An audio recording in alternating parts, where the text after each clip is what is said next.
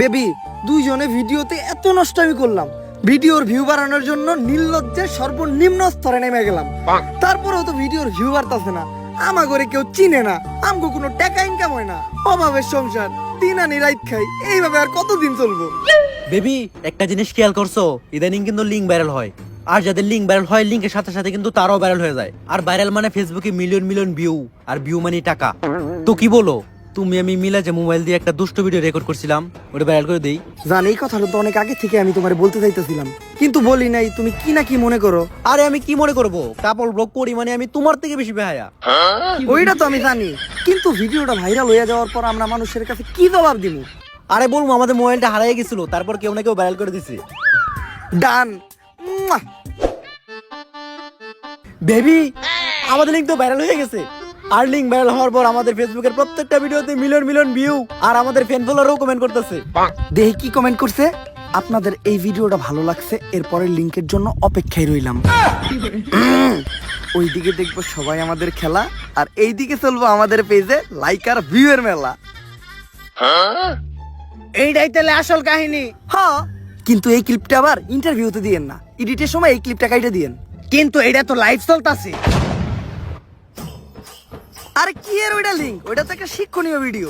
ওইটার মাধ্যমে আমরা যুব সমাজে শিখাইছি যে কিভাবে আপনারা লিংক ভাইরাল হওয়ার পরেও আমাদের মতো সুইসাইড না কইরা অসম্মানের সাথে এই সমাজে বেঁচে থাকতে পারবেন। আচ্ছা ভাই, এই লিংক ভাইরাল হওয়ার পর পাবলিক আপনাদেরকে কিভাবে নিয়েছে? আরে একেবারে পজিটিভলি নিছে। এই দেন আমাকে ভিডিওর কমেন্ট যাইতাছি, এই যে একজন কমেন্ট করছে, কুত্তার বাচ্চারা তোরা এখনো সবার সামনে মুখ দেখাস কেমনে? আরে এটা তো আমাকে হেটার, আপনি এর পরের কমেন্টটা পড়েন। ভাই আগের 2 মিনিট 91 সেকেন্ডের ভিডিওটা একটু ছোট হয়ে গেছে, এরপর 1 ঘন্টার একটা ভিডিও দেখতে চাই। এই আপনি পরবর্তী প্রশ্নে যান।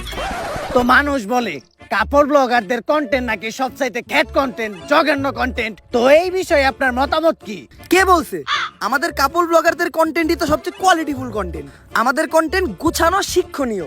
যেমন ধরেন, দর্শক একটা কথা আপনারা শুনলে একদম অবাক হয়ে যাবেন। আমার বউয়ের আজকে হইছে পাতলা পায়খানা। ও সেই সকাল 6টায় ঢুকছে, আর এখন বাজে দুপুর 1টা। এই পর্যন্ত ও খালি হাঁকতেই আছে, হাঁকতেই আছে। এই দেখেন পুপুকের আওয়াজ হইতাছে টয়লেটের ভিতর থেকে। কি গন্ধ! আজকে আমি আমার বউরে দিব একটা সারপ্রাইজ। এই যে দেখেন একটা নাপা এক্সট্রা, এই নাপা এক্সট্রাটা আমি আমার বউরে খাওয়াই দিব, তারপর ওর পাতলা পায়খানা একদম ভালো হয়ে যাইব। বেবি তোমার কি হইছে? হইছে জান, কেমন? একদম পানির মতো। আচ্ছা তুমি এই নাপা এক্সট্রাটা খাও, সাথে সাথে তুমি ঠিক হয়ে যাইবা।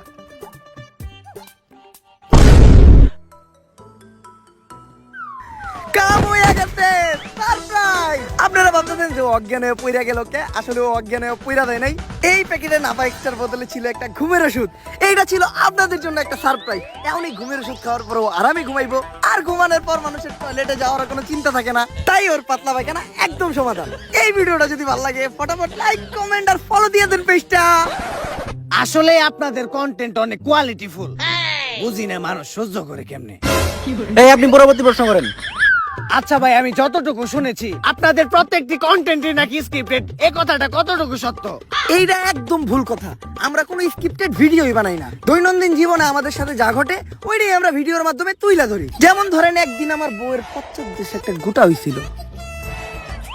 গাইস, আপনাদের ভাবির জন্য আপনারা সবাই দোয়া করবেন।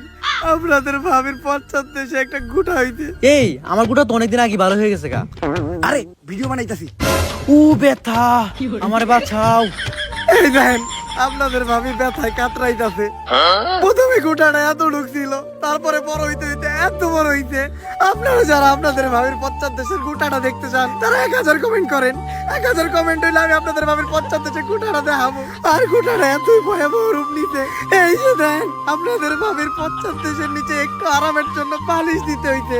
ও ঠিক মতো বইতে পারে না, ঠিক মতো পশ্চাৎ দেশটা কোনো জায়গায় রেখে শুইতেও পারে না। তাই এখন আমরা হাসপাতালে যাবো আপনাদের ভাবির মাথার 3D স্ক্যান করাইতে। চলেন।